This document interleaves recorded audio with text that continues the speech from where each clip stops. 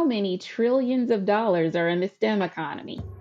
The economic opportunities associated with science, technology, engineering, and math?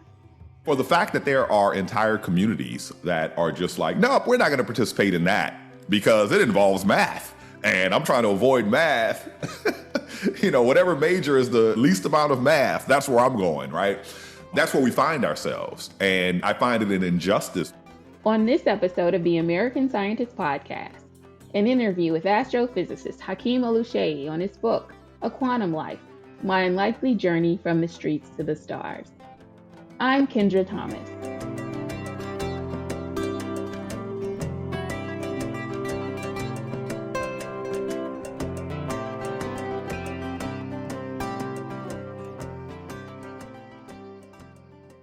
Hakeem Oluseyi started out his life as James Plummer Jr. When he was just 4 years old, his family, he writes, busted apart. By age 6, his gangbanger cousins had taught him the rules of the street, including who he could look in the eye and who he couldn't. Other writers have described the transformation of James Plummer Jr. to Hakeem Oluseyi, the sole Black physicist inside NASA's Science Mission Directorate, but Oluseyi tells his own coming-of-age story in A Quantum Life, My Unlikely Journey from the Streets to the Stars. He dedicates the book, his first, to all who reach for the stars and to those who teach them. So I began our interview by asking Oluseyi at what point his curiosity got him noticed by teachers instead of got him in trouble. Here's our interview. For me, I'm living every day just as a kid would, right? You wake up, you're not putting too much thought into it. So I always like something new, a new challenge. So as I had various interests like science, music, humor, these sort of things, they would lead to new adventures, right? Of course, I was led there by teachers initially. So one of the things that was, unusual about my upbringing is the fact that I moved every year for a decade and several times a year. And so in one of those places, finally teachers started saying, hey, I'm going to grab you and put you into this thing. Okay, so my English teacher was like, oh, I'm going to put you in drama club. My math teachers were like, oh, you're going to be in math club. And, I got to say, God bless teachers because they saw the kid who clearly had issues, but also who had some talents. And they were like, listen, I'm going to help to direct you into something that's going to benefit you in the future. So it was all of that direction from the adults that channeled my curiosities into more productive directions, right? So I used to say that extracurricular activity saved my life because it was through these extracurricular activities that I stepped out of my home community to go and compete with others and learn that I was competitive on these larger scales, right? And then I was motivated to do it because starting from the age of 9, I became aware of the racial issues of our country and how people that was a huge driving force, the fact that people would prejudge me and the people like me. And so when I was 9 years old is when I was like, okay, you think I'm inferior to you? I'll show you who's inferior, right? So my competitiveness and my defiance are kind of what led, and then people leading me and redirecting my activities are kind of what led me on the path, right? It wasn't more so of, oh, I love science, I'm going to become a scientist. It was, because I didn't know any way, nobody around me had become a scientist. No one around me had become an engineer. So even if I thought to myself, oh, I'm going to become Dr. Hakeem, it really didn't mean anything, right? It was aspirational without having a real vision of what I was aspiring to. Do you feel like the lack of sense of belonging that a lot of African Americans have in these spaces is a reason why they don't pursue things like that? Like, it's more than just a lack of belonging, right? There's a repulsion. There's a repulsion. Like when I lived, I'm talking about my youth, right? The story that's in the book, right? So basically I lived in a racially segregated community in Mississippi. So when did white people show up in my community? They were either the police, right? They showed up to our football games. They showed up to every gathering in rural Jasper County, Mississippi. There were the people running for office, right? They would show up at church and make their pitch for you to vote for them. There were the people that came around to collect cash, like the insurance man. Other than that, you didn't really have personal interactions with people. So, it's easy to, reflect on the worst of the interactions that you have, right? The Emmett Till type interactions, the police interactions, the jerk who wants to feel like they're better than somebody, and so they pull some racist BS, right? So that's all my interactions with white people before I leave home, and so, and I'm gonna correct something right now. So a lot of us say, oh, being black in America, let me tell you, the problem isn't being black. It never was, never will be, right? The problem is, you're black when you interact with good people. You're black when you interact with kind people and polite people and respectful people, and there's no problem then. The problem is the person you're interacting with, not you. If they're discriminatory, if they're, of small mind and that sort of thing, right? Then they use your physical characteristics to feel better than you, or, and the other thing I think that's bad about the racial thing is that we associate it with hate. And I find that most of the time it's not people hating each other. It's people wanting to feel better than each other, right? Hierarchy is what I think it is most of the time. And so, if you look at the deterrence to students wanting to go into areas where they don't see themselves reflected, and the thing about science and STEM is that it is a hostile environment to everyone in a way, because the default setting is skepticism, right? The default setting is to challenge everything that everyone says, because that's how you get to truth. Okay. You don't let, okay, thank you, I accept your error bars and your measurement. It doesn't work that way, right? And so, all of this comes in when you talk about careers and choices, if you look at your undereducation. So by the time, you're at the point of I'm post-pubescent and I'm choosing a career, so much has happened to shape your choices that in a way, they're not really choices at all. I used to watch the Science Channel a lot because I am a science nerd. And I was watching Outrageous Acts of Science. And all of a sudden, I heard this really deep voice echoing from my television. It was very impressive to see that structure handle those stresses. They could really throw some massive weight around, including multiple cars at one time. And I was like, that's a Black dude. And I just remember running over to the television and being like, who is this guy that sounds like my homeboy talking about science? Because I used to talk to my friends about this show and they're like, I have no idea what you're talking about. I've never heard of a show called, but I just loved it so much. And then I saw you and I was like, oh my gosh, he looks cool. This dude is cool. Right. And then I just kept watching to like get more content, because it's just the fact that you just seemed like a homeboy, but you were discussing science. And you were so excited about it, and you didn't seem to be ashamed to be so excited about it. And I was like, oh, I love that. And so fast forward a few years later, I'm working at NASA, and I get on the elevator, exactly, and who was there but you? You were the kindest, most genuine and graceful person. And I was like, I am a fan for life. And then moving forward, reading your story and your book just made me even more admirable of the person you are.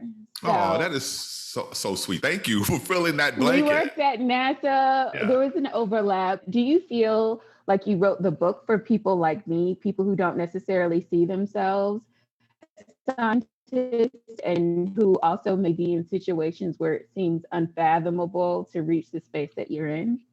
You nailed it. You absolutely nailed it. I coined this phrase that I felt like people were saying to me over the course of my career, going back to the 90s. And the phrase is, Hakeem, I thought I was dumb until I met you, or until I saw you. Right? It is, I feel like, both society and academia does a mind game on us. And that's why we get the results that we get. So I have different approaches to education, and people feel like, oh my God, you're a great educator, you're a great mentor. But my approaches, for the most part, I picked up along the way, right? There's a few of my own innovations, but a lot of it is, look how the military educates in comparison to how universities educate. Look at what I learned, working on the farm. Oh, that's useful here in STEM. It's a lot of that kind of bringing my experience from another world to help other people, because they relate to those same experiences. And a big part of education, I find, is the first step is always remove barriers and make connections, right? And there's actually been research. There was a study done on STEM attainment. And what they used, the metric they used was who gets a patent, these researchers. And so what they found was that the people who get patents are those who were exposed to people who had patents. But it was even more granular than that. If they had the same, it was most effective when they had the same demographic profile. So if a Black girl sees a Black woman with patents, that increased the probability she's going to get patents many times, right? It's that direct reflection of oneself in a particular achievement. And understand that attracting people into STEM is difficult no matter what your race, no matter what your financial standing, right? Well, it depends, right? Engineering gets more, but if you look at something like the pure sciences, they're never going to be the largest major at a university, right? Or they're going to be one of the smallest majors at the university, right? People are put off by it. So how do you, attract people to it? It's not by talking about a block sliding down the plane or a ladder sitting against the wall. I can tell you that. So when you look at students who decide to go to HBCUs, do you feel as though going to a university where everyone looks like you, do you feel like there's safety in those spaces because it's more familiar? And when you're in those spaces, but then you go on to work in environments that are more diverse, do you feel like those environments don't prepare you for some of the things that you're going to encounter because you've been around people that look like you, and now you're in a world where people are going to challenge you in ways that are probably going to make you uncomfortable? Right. I don't think there's a one-size-fits-all solution to just about anything, right? So I think that an HBCU was correct for me, and it is right for a lot of people. And the reason why is, there's something to be said for getting older, living and learning. So had I stepped into Stanford University as a 19-year-old or an 18-year-old in comparison to stepping into there as a 24, 25-year-old, it's a completely different person, right? It's almost like if you're a parent, you love your little toddler. They're so fun.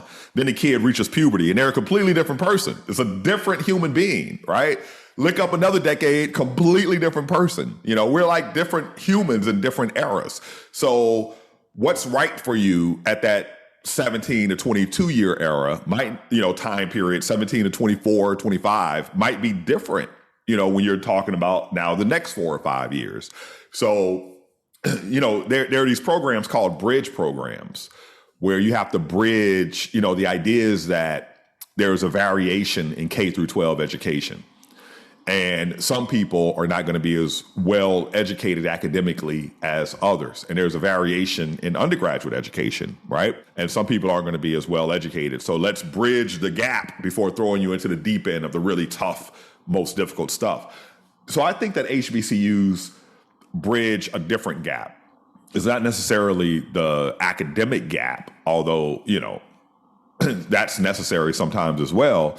But I think there's something for maturity, for professionalism, for, getting out of the, because think about what's happened to you. If you look at the people that study the psychology of African Americans, you are an 18, 19-year-old and you've received all this messaging your entire life, about the hierarchy of the United States and what's expected of you given where you fit as whatever your color, sexuality, sex, all these things are, economic level. And, there's a lot that has to be dealt with. You're moving from, a side stream into the mainstream. And there's some acclimation that has to be done. But it's not like a person coming in there out of a vacuum. You're coming there out of a system that has placed you and informed you that you're at the bottom of the social economic hierarchy. So how do you, what type of growth do you need and what's necessary for you? It's not necessarily going to be addressed at places that are unaware or, sometimes awareness isn't explicit, right? It's we all know it and no one ever speaks it and we address it and it's never spoken. And I feel like HBCUs do that, right? In bridging that gap of what African-American students need. And, when I was at my HBCU, Tougaloo College, we had a exchange program with Brown University.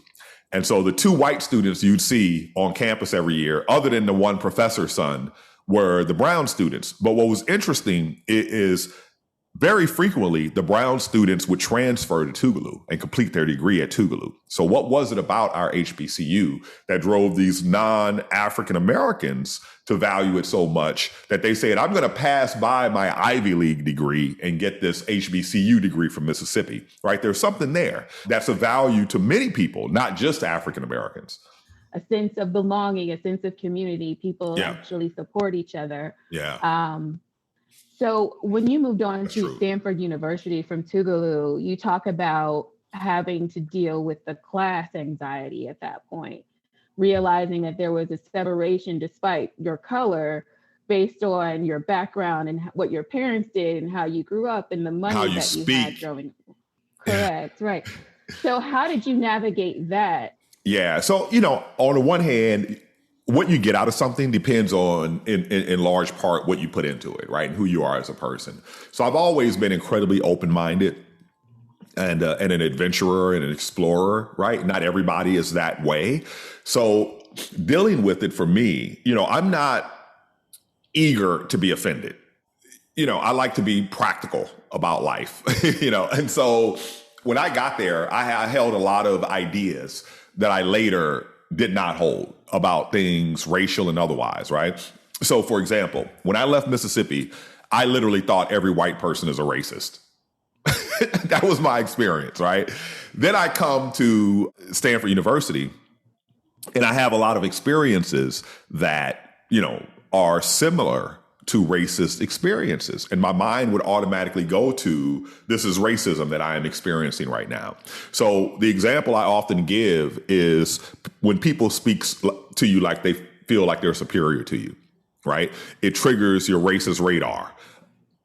But then I come to learn physicists, they think they're superior to everyone. So, I learned, you're not a racist. You're an There's a difference. I get it, right? There's a difference. And I learned to deal with people as individuals, right? Everybody is an individual, regardless of your skin color, regardless of your academic.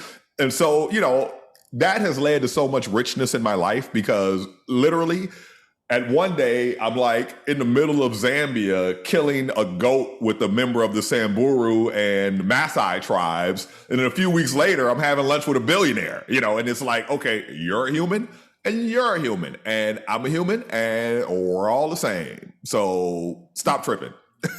Right? But, the thing is that there are the jerks that you meet along the way, right? And so I was immediately set upon by my fellow students and some members of the faculty who felt their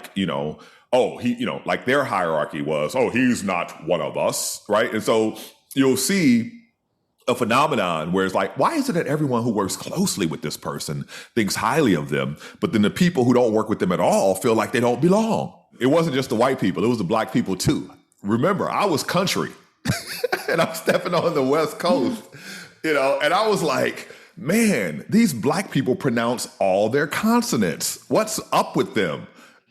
So yeah, I had to assimilate. The first thing I had to do was change the way I speak so that people could understand me because it was super fast, right? We dropped the ends off all our words and drop half our consonants where I come from. I just love to take people down to Mississippi and the same thing happens every time when I take a guest. After a day or two, they look at me and they go, do you really understand what people are saying or are you just faking it?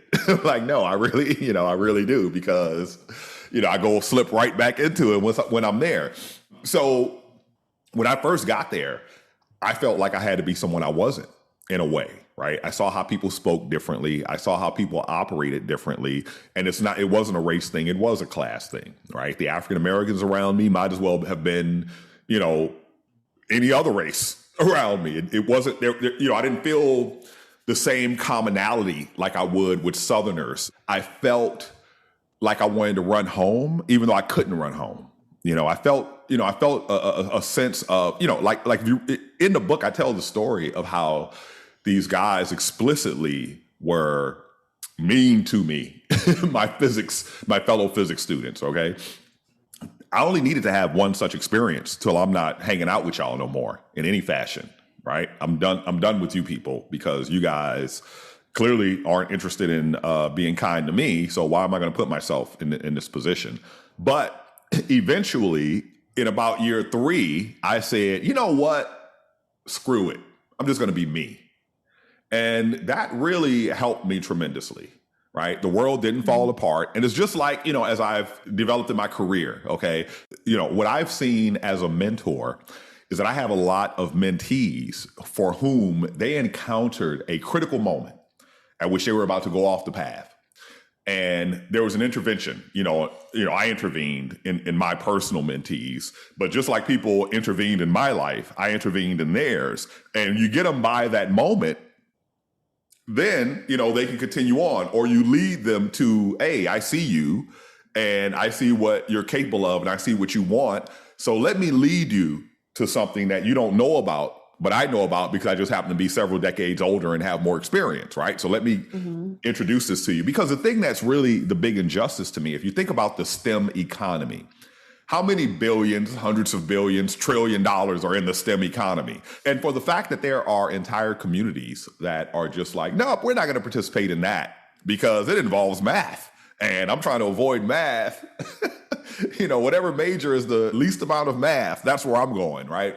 That's where we find ourselves. And I find it an injustice because you look at other communities and they feel like, hey, that's where the good opportunities are. I'm going to go there. And what you see is, oh, dude, you have your PhD, this, that, and the other, but you're also dumb as dirt. So why did my homie over here, who's brilliant, not do the same thing, right? Because of identity and, the messaging of the world and the lack of training and examples around you. And, it's all these factors that go into it. But, as a person that goes out and speaks to the youth, as a person that trains people, you definitely see where people have a sense of where they belong and what they're entitled to and what they should do. And it's a tough thing to address, but, address it we shall. Yeah.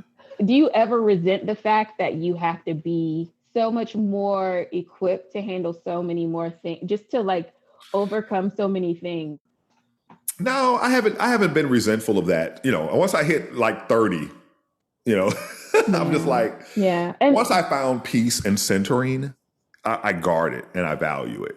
Yeah. And I don't have a place for resentment or jealousy or wishing things were different than how they were, right? What I have is a lot of energy to work to make things differently than what they are. Meet them where they are. And then, if they want it, the problem I have is that it's not an option for so many of us, right? And so I want people to have options and choices. And, I want to get rid of this identity thoughts that we have. Oh, you're Black, you're good at sports. Oh, you're Asian, you're good at math. Oh, you're white, you're good. That's BS, right? And so that's my approach to it. And, engage, inspire, empower. That's where I'm coming from. And to the extent that, I have days and years left in me, that's what I'm going to be working on. I'm going to be working on making people that are hard and resilient and, have the grit to succeed despite the circumstances. Well, thank you, Dr. Oluseyi. I really appreciate you taking the time to talk with me. You're awesome. Loved it so much. Love chatting with you. That was astrophysicist Hakeem Oluseyi speaking with me about his book, A Quantum Life, My Unlikely Journey from the Streets to the Stars.